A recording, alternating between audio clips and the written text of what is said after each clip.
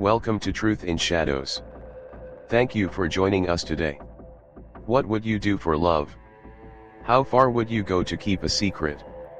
Tonight, we unravel a story of passion, betrayal, and a deadly pact, a twisted love triangle that led to two shocking deaths. A wife torn between her husband and her lover, a secret agreement with deadly consequences, and a confession that left investigators stunned. Stay with us as we uncover the chilling truth behind this case. If you enjoy true crime stories, don't forget to like, share, and subscribe. Your support helps us bring more real-life mysteries to light. Now, let's begin. Rivertown, Michigan, was the kind of place where life moved slowly. The streets were lined with tall, whispering pines, and in the winter, a thick layer of snow coated the rooftops, muffling the sound of everyday life. It was quiet, peaceful, exactly the kind of town where people went to escape their past. For Lauren and Ryan Bennett, that was the plan. After years of living in Brooksville, Indiana, they were ready for a change. Brooksville had been small, too small. Everyone knew everyone, and in a town like that, secrets didn't stay hidden for long. Moving to Rivertown was supposed to be a fresh start, a clean slate. Their new house sat on the outskirts of town, tucked away behind a long gravel driveway. It wasn't perfect, an old fixer-upper with peeling paint and creaky floors, but Ryan had always been good with his hands. He saw potential in things that others would overlook. That was his nature, patient, steady, reliable. Lauren, on the other hand, had never been the type to settle. She was restless, always looking for something more. While Ryan spent long hours working as a mechanic, she drifted between jobs, never fully satisfied. One month, she was working at the diner off Main Street. The next, she was doing bookkeeping at a small repair shop. Nothing held her attention for long. Ryan noticed the way she sighed when she thought no one was looking, the way her fingers tapped restlessly on the kitchen counter, the way she stared out the window as if she was waiting for something or someone. He told himself it was just the stress of moving, that she would settle in eventually. But deep down, he knew Lauren had always been searching for something beyond their marriage.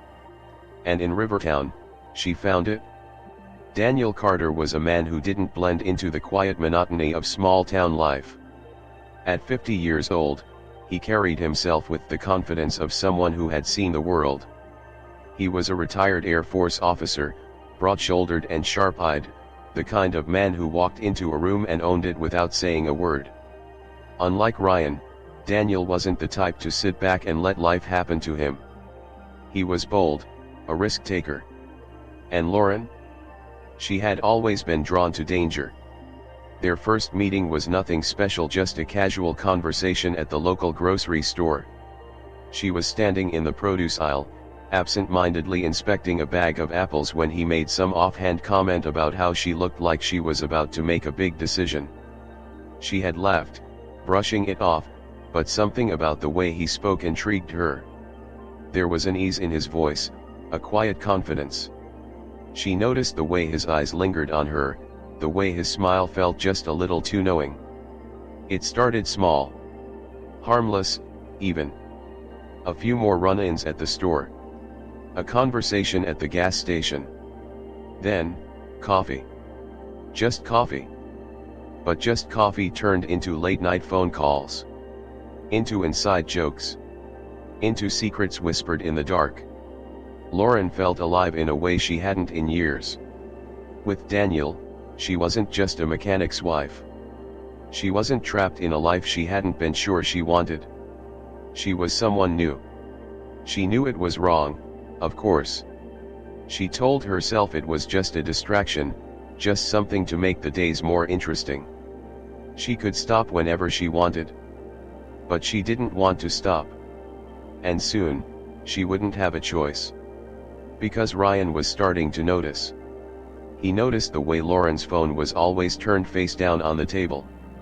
The way she suddenly started dressing differently, paying more attention to her hair, to her makeup. The way she was suddenly always finding excuses to leave the house.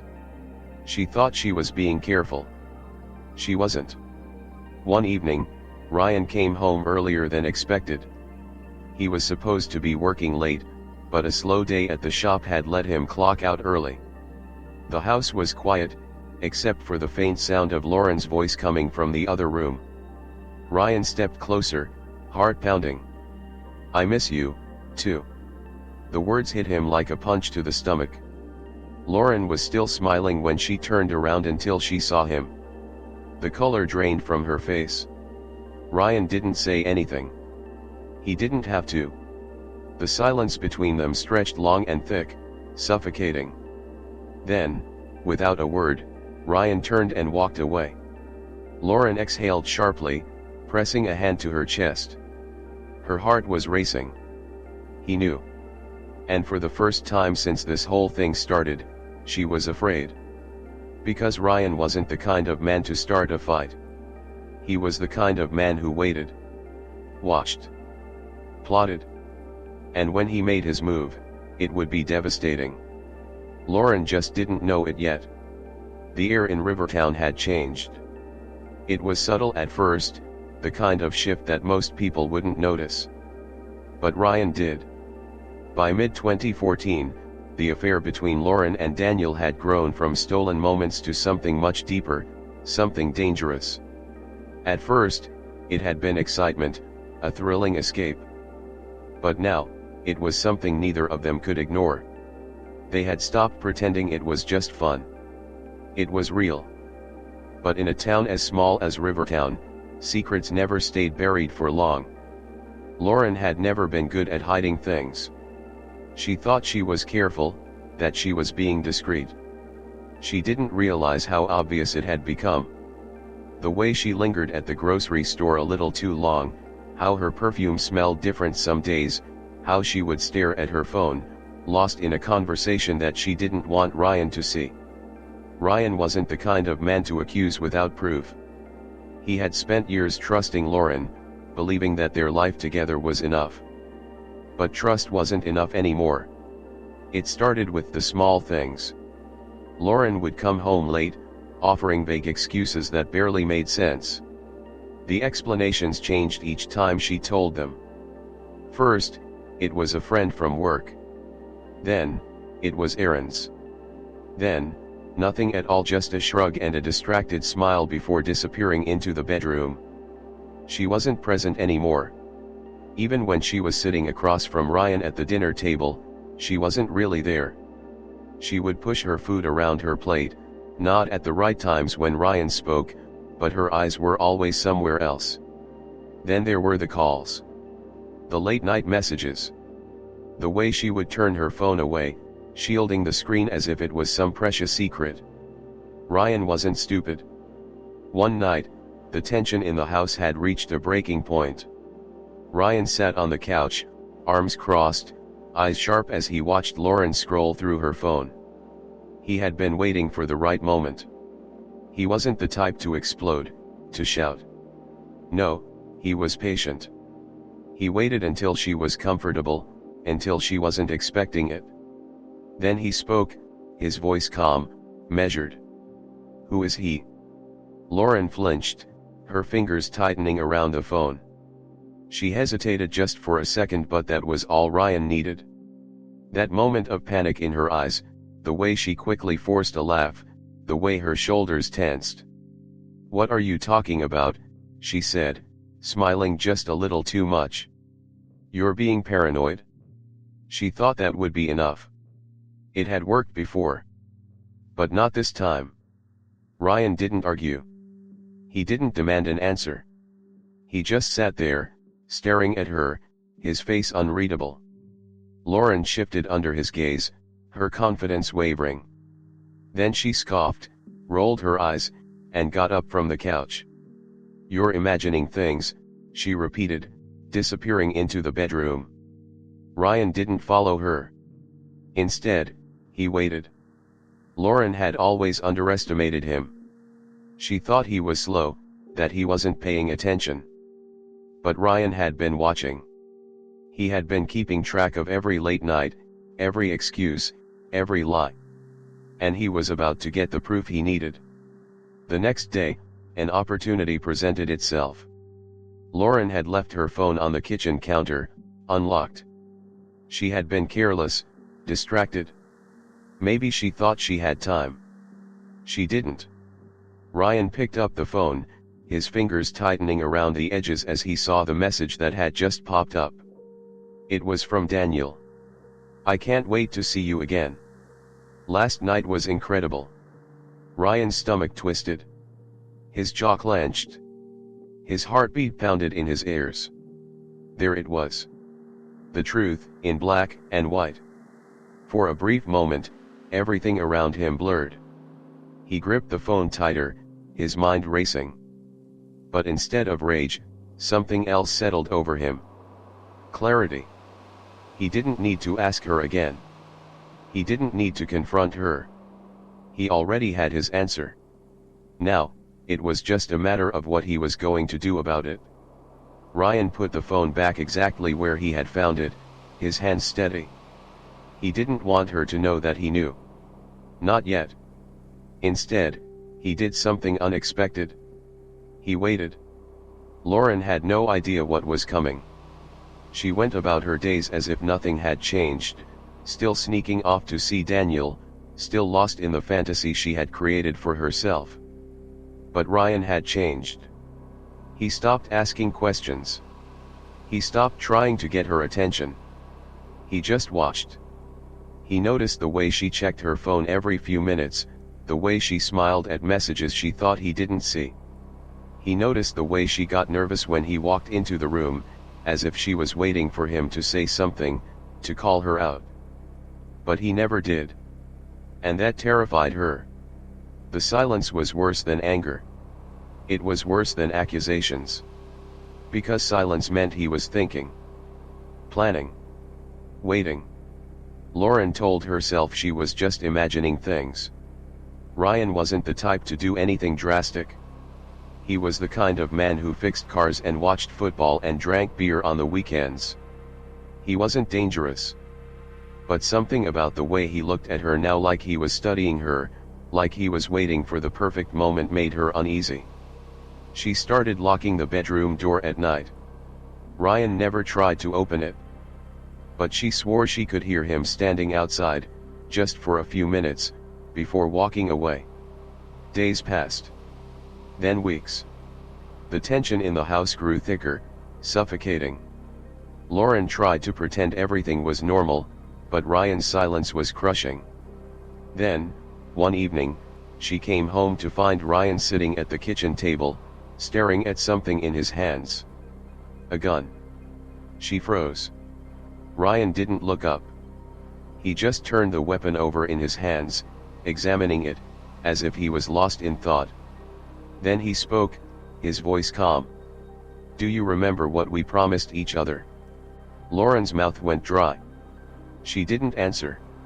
Ryan finally looked at her then, his eyes dark, unreadable. "If one of us cheats, we deal with it together." A cold chill ran down her spine. She had forgotten about that promise. Or maybe she had never really taken it seriously. But Ryan had. And now, she realized too late. He was planning something. Something final. The house was quiet. Too quiet. The air felt heavy, thick with something unspoken. For weeks now, Ryan had barely said a word to Lauren, and that terrified her more than anything. He wasn't shouting. He wasn't throwing accusations. He was waiting. Watching. Planning. Lauren could feel it in the way he moved around the house, silent, methodical, deliberate. He no longer asked where she had been or why she was late. He no longer tried to catch her in a lie. He already knew. And he was waiting for the perfect moment. Then, one night, he finally spoke. It was late, the only light in the house coming from the dim glow of the kitchen. Lauren was standing by the sink, rinsing a glass, when she felt him behind her. She hadn't heard him come in, but she could feel his presence steady, unmoving. "You want to be with him?" The words sent a chill down her spine. She turned slowly, gripping the counter behind her. Ryan's face was unreadable, his voice eerily calm. "Fine," he said. "But we have to do something first." Lauren's stomach tightened. "What do you mean?" she asked. Ryan took a step closer. His eyes were dark, unreadable. "We made a promise, remember?" His voice was low, almost gentle. "If one of us cheats, the other one helps make it right." The room suddenly felt too small, the walls closing in. Lauren's breath caught in her throat. She had forgotten about that promise. Or maybe she had never really believed in it. But Ryan had. And now, he was calling in that debt. Lauren's mind raced. He was serious. She could see it in his eyes, the way he held her gaze, steady and unflinching. She could feel it in the air between them. Ryan had just given her an impossible choice. And she had no idea what to do. That night, Lauren drove to meet Daniel. Her hands were shaking as she gripped the wheel. The headlights cut through the darkness, illuminating the empty road ahead. She had to warn him. When she pulled into the small parking lot behind the diner where they always met, Daniel was already there, leaning against his truck, arms crossed. He looked up as she got out of the car, smiling in that easy way he always did. "Hey, beautiful." Lauren barely heard him. She grabbed his arm, her voice urgent. "You have to leave." Daniel frowned. "What?" "You have to leave town, Daniel. Tonight. Ryan knows. And he's planning something. I don't know what, but it's bad." Daniel let out a short laugh, shaking his head. "Lauren, come on. Ryan won't do anything. He's not that kind of guy." But Lauren knew better. She had seen the way Ryan looked at her. The way he had waited, biding his time. She grabbed Daniel's hand, her grip tight. "Please. I need you to trust me. Just go. Don't come back." But Daniel still wasn't taking her seriously. "Lauren," he sighed, "you're overreacting. I'll talk to him if you want. I'm not afraid of him." She stared at him, heart pounding. He was wrong. And he was going to pay for it. The night of October 14th was colder than usual. The wind howled through the trees, shaking the branches, whispering through the empty streets of Rivertown. Lauren stood in the living room, staring at the front door, her hands ice cold. It was too late now. She had invited Daniel over. And Ryan was waiting. She could feel the weight of the silence pressing down on her, suffocating. The house was dark, the only light coming from the dim glow of the hallway lamp. Ryan was somewhere in the shadows, unseen but very much present. Lauren didn't know what was going to happen next. Then, the knock came. She flinched, heart pounding. Daniel's voice was light, easy. "Lauren." For a second, just a second, she considered not opening the door. Running. But she couldn't. With trembling hands, she reached for the doorknob and pulled it open. Daniel stepped inside, smiling. He didn't notice the darkness. He didn't notice the silence. He didn't notice Ryan. And then a gunshot. The sound shattered the silence, echoing through the house. Daniel's smile vanished. His body jerked backward. His eyes widened in shock. And then, he crumpled to the floor. Lauren's breath caught in her throat. She turned, her pulse thundering in her ears. Ryan was standing in the shadows, the gun still raised, his expression blank. Smoke curled from the barrel. Daniel lay motionless on the floor, a dark pool spreading beneath him. He was gone. Just like that. Lauren couldn't move. She couldn't breathe. Ryan lowered the gun, his voice eerily calm. "No turning back now." The words sent ice through her veins. He had planned this. He had known exactly what he was going to do. And now, it was done. No screaming. No struggle. Just one shot, clean and precise. Lauren had always known Ryan was patient. But she had never known just how far he was willing to go. Her hands trembled as she stared at Daniel's body, her mind racing. What now? She turned to Ryan, searching for something: regret, hesitation, anything. But he just stood there, calm and composed, as if this was just another task to complete. And in that moment, she realized something chilling. Ryan wasn't just waiting anymore. He was in control. And now, she belonged to him. There was no way out. She had chosen this. And now, she would have to live with it. The house was eerily silent. The only sound was Lauren's unsteady breathing, her pulse pounding in her ears. Daniel's lifeless body lay on the wooden floor, his eyes still open, staring at nothing. The smell of gunpowder lingered in the air, mixing with the metallic scent of blood. Ryan stood a few feet away, the gun still in his hand, his face calm, unreadable. He didn't seem shaken. He didn't look like a man who had just taken a life. He looked satisfied. Lauren couldn't move. She wanted to scream, to run, to undo what had just happened. But there was no undoing this. Daniel was gone. And now, she was trapped. Ryan turned to her, his voice even, controlled. "We have work to do." Lauren blinked, her throat dry. "What?" Ryan gestured toward the body, as if it was just another task, just another problem to solve. "Help me clean this up." Lauren hesitated. She could feel the weight of the moment pressing down on her. She could refuse. She could run. But then what? Ryan had just proven what he was capable of. And if she defied him now, she knew without a doubt she would be next. So she nodded. And together, they started to erase the evidence of what had just happened. The cleanup was meticulous. Ryan took control, giving instructions in a voice so steady it made Lauren's skin crawl. They scrubbed the blood from the wooden floors, careful not to miss a single spot. They wiped down every surface, removing fingerprints, stray hairs, anything that could tie Daniel to this house. Then, they wrapped his body in an old tarp, securing it with rope.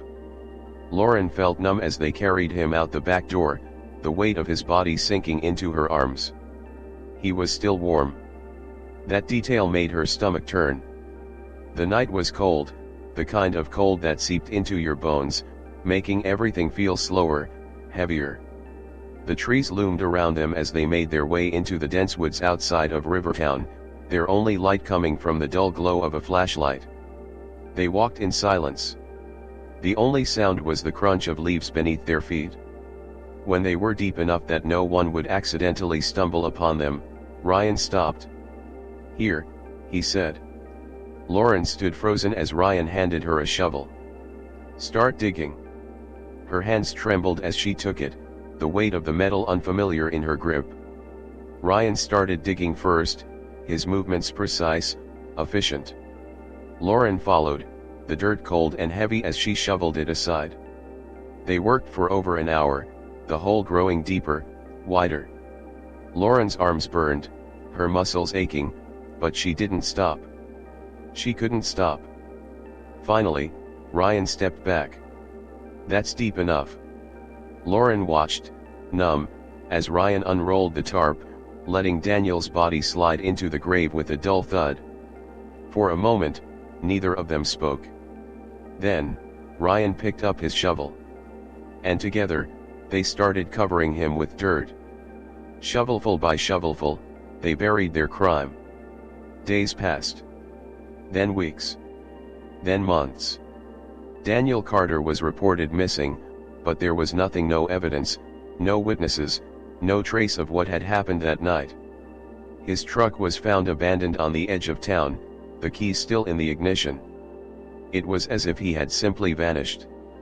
The police questioned people in Rivertown, asked if anyone had seen him, heard from him. But there were no answers. Lauren listened to the news reports, waiting for anything that would suggest suspicion was turning their way. But it never did. The case went cold. And for a while, it seemed like they had gotten away with it. But nothing was ever that simple. Because Lauren had changed. At first, it was just a feeling, something deep in her chest that she couldn't shake. A weight that pressed down on her every time she closed her eyes. She had thought she would feel relief when it was over. That life would go back to normal. But there was no normal anymore. Ryan moved through life as if nothing had happened. He went to work. He came home.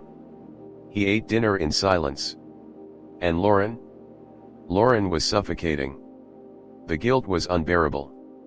Every time she closed her eyes, she saw Daniel's face frozen in shock, his eyes wide, the life draining from them in an instant. She started drinking more, just enough to numb the thoughts, just enough to push the nightmares away. But worse than the guilt was the hate. Every time she looked at Ryan, she saw the man who had taken Daniel from her. The man who had pulled the trigger. And she hated him for it. Hated him in a way that burned in her chest, in her bones, in the pit of her stomach. She couldn't stand the sound of his voice. The way he looked at her. The way he acted like he owned her now. Like they had some dark, twisted bond that she could never escape. She was trapped with him. Unless she found a way out. February 2016. It had been almost a year and a half since that night. Lauren was different now. She had learned how to pretend, how to play along, how to make Ryan believe that she had accepted their new life together. But she hadn't. She had been waiting. Watching. Planning. And one night in February, she found her answer. Ryan had been drinking. More than usual. He sat on the couch, half asleep, the empty bottle resting on the table beside him. His head lolled to the side, his breathing slow, heavy. Lauren stood in the doorway, watching him. This was it. Her way out. Her hands tightened into fists. She knew what she had to do. Because Ryan had made one thing clear. There was only one way out of this. And this time, it was her turn to pull the trigger. The house was silent except for the ticking of the old clock on the living room wall. It was past midnight, and the only light came from the flickering television, casting pale shadows against the walls. Empty beer bottles lined the coffee table. The air was thick with the lingering scent of alcohol, a sickly mix of whiskey and stale breath. Ryan was slumped on the couch, his head tilted back, mouth slightly open. His breathing was deep and slow, the rhythm uneven. Lauren stood in the doorway, watching him. This was it. She had spent months waiting for the right moment. Planning. Imagining. And now, it was finally here. Her heartbeat pounded in her ears as she stepped forward, slowly, deliberately. Ryan didn't stir. His body was heavy with alcohol, his limbs slack. He had no idea what was coming. Lauren bent down, her hands shaking slightly as she reached for the pillow beside him. It felt soft, almost weightless in her grip. She hesitated. For a split second, an image flashed through her mind: Daniel, standing in the doorway, smiling at her, his eyes full of life. Then came the gunshot. The blood. The empty stare. Ryan had taken him from her. And now, she was going to take something from him. Lauren inhaled deeply, steadying herself. And then, she pressed the pillow over Ryan's face. At first, he didn't react. Then, his body twitched. A muffled sound escaped him, a sharp, confused gasp. His arms jerked, fingers grasping at the air, trying to fight, trying to understand. But he was too drunk. Too slow. Lauren pressed down harder, her hands gripping the fabric so tightly her knuckles turned white. Ryan's legs kicked once, twice. His body writhed beneath her, but his strength was fading. His fingers clutched at her wrist, weak and desperate, before finally falling away. And then, nothing. The room was still again.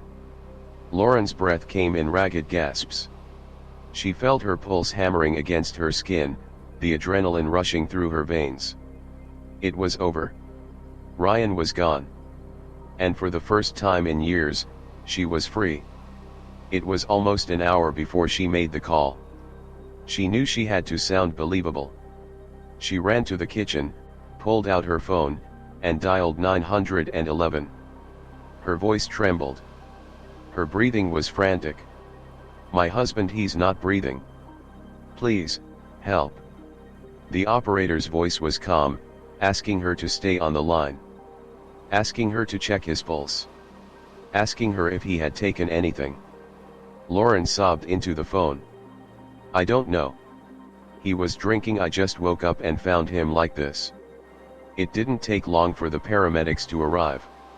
Lauren met them at the door, her face pale, her hands shaking. She led them to the living room, where Ryan's lifeless body lay slumped on the couch.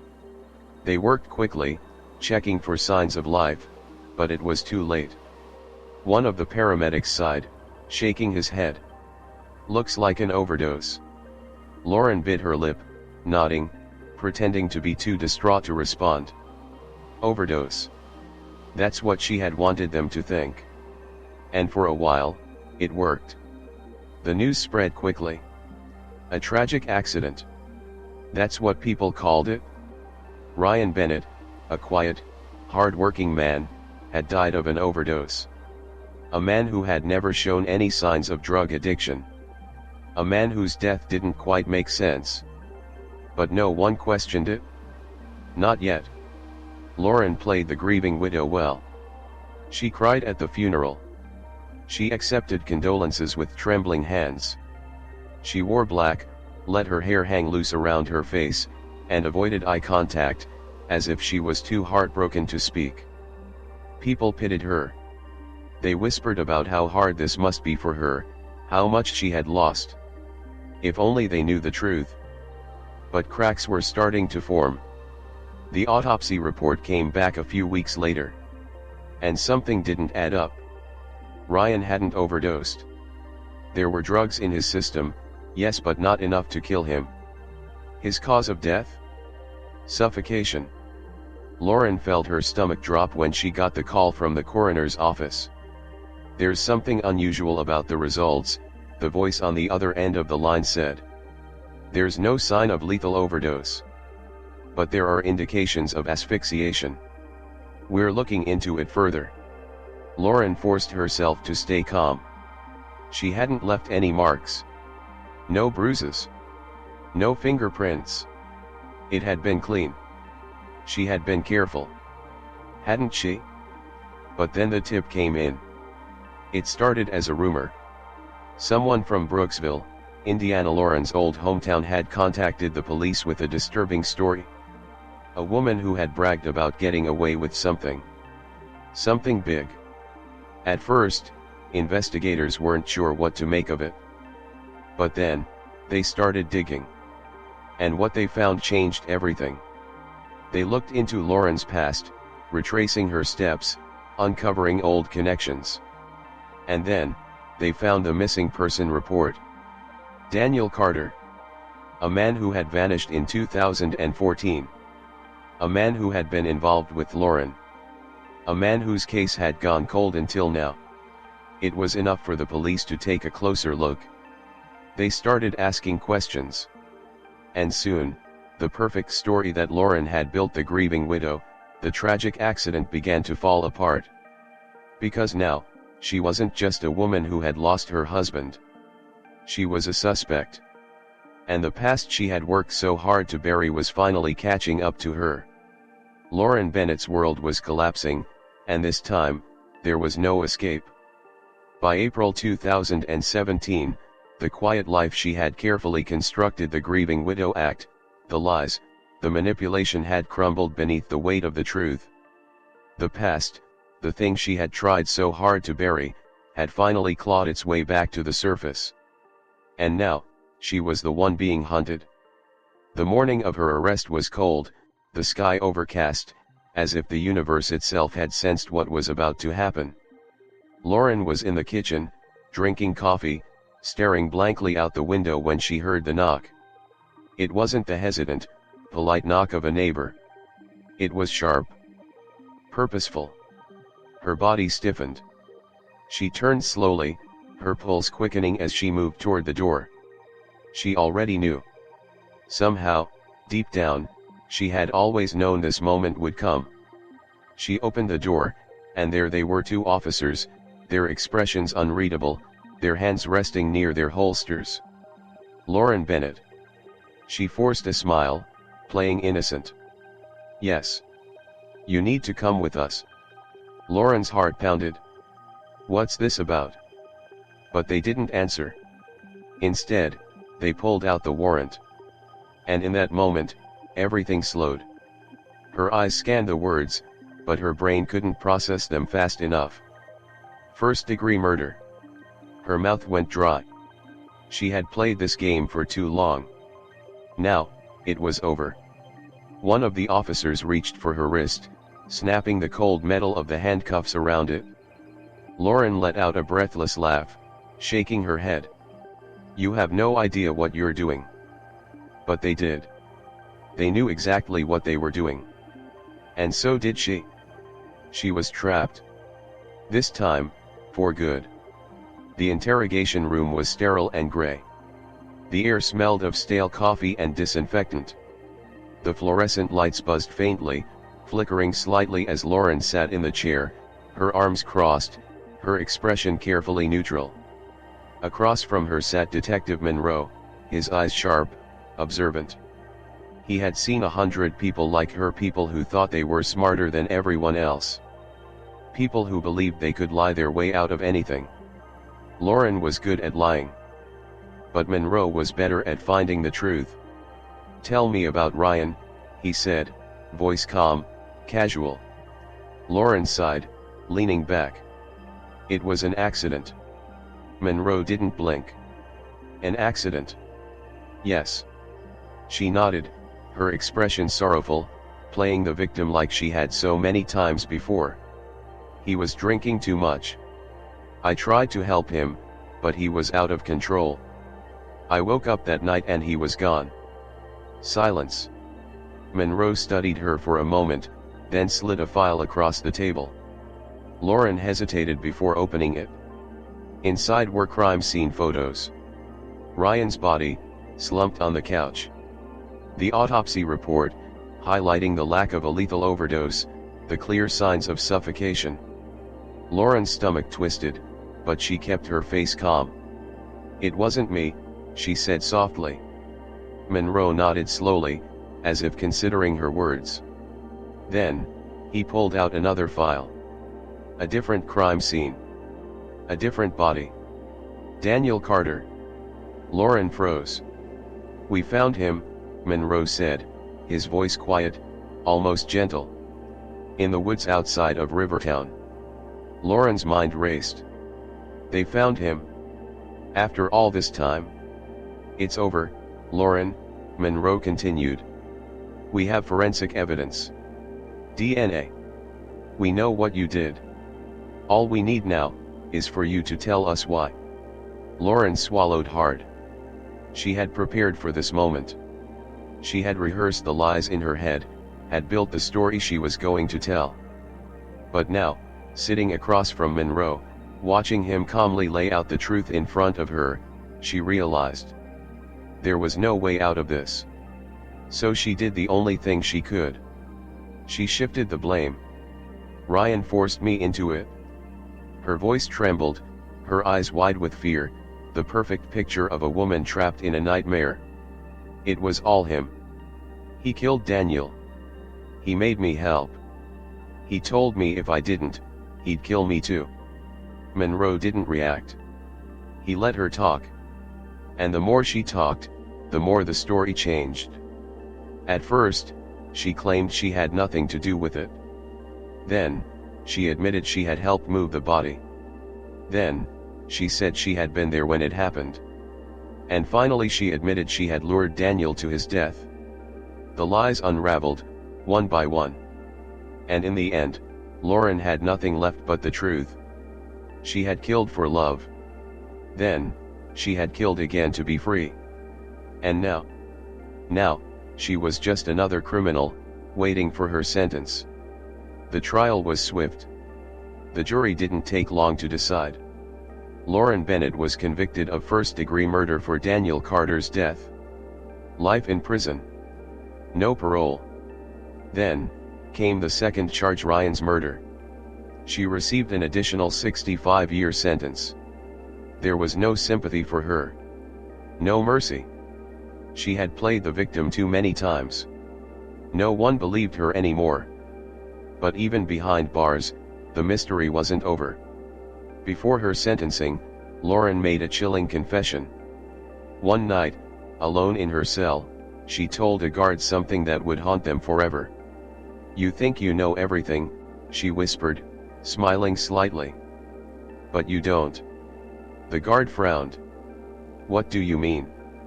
Lauren leaned closer, lowering her voice. "I've done this before." Silence. Then, she laughed softly. "There are more bodies," she said. "Buried in different states. But you'll never find them." And just like that, she leaned back, her expression calm, as if she hadn't just confessed to being a serial killer. To this day, no one knows how many lives she truly ended. Some say she was lying. That she wanted the attention, the notoriety. But others believe her. Because Lauren Bennett had spent her entire life hiding the truth. And if there was one thing she had proven, it was that she knew how to keep a secret. The cold, gray walls of the prison were nothing like the house in Rivertown. There were no creaky wooden floors, no soft glow of a hallway lamp, no scent of coffee in the morning. Just metal bars. Just the dull hum of fluorescent lights. Just the inescapable weight of time. Lauren Bennett sat on the thin, scratchy mattress of her cell, staring at the cracks in the ceiling. She had been here for months now. And yet, the routine never changed.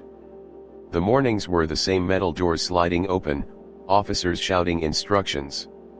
The afternoons were the same, tasteless food, mind-numbing silence, the occasional hushed conversation between inmates. The nights were the worst. That was when the memories came.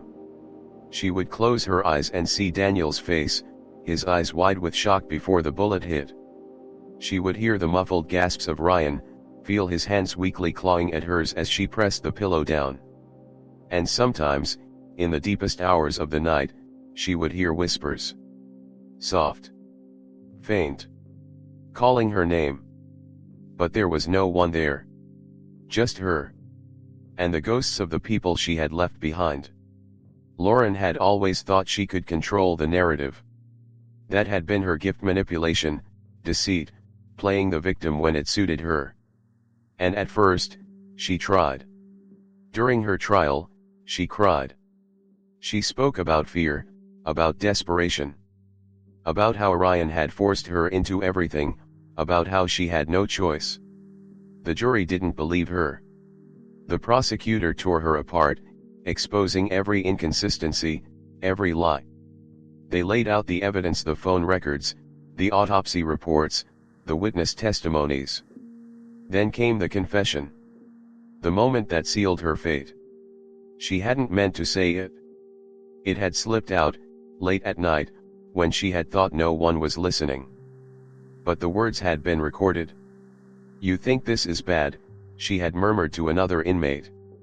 "They don't even know about the others." The others. That was all it took. Investigators reopened cases, dug deeper into her past, looking for missing persons, unsolved murders.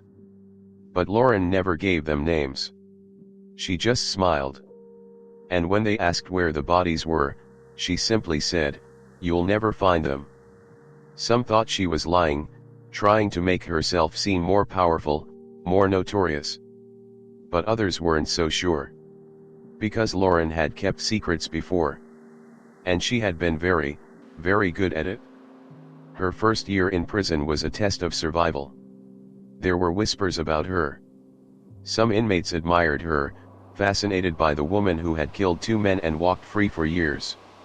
Others despised her, saw her for what she was, a manipulator, a woman who used people until they were no longer useful. One night, an inmate cornered her in the yard, a makeshift blade in hand.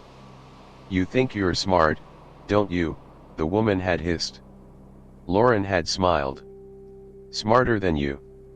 The attack had been swift, a quick slice across her arm, meant to warn her, not kill her. She had learned her lesson. From that night on, she kept her head down. She adapted. She played the role of a quiet, remorseful prisoner, speaking only when necessary, avoiding trouble. But inside, she was still the same Lauren. Still watching.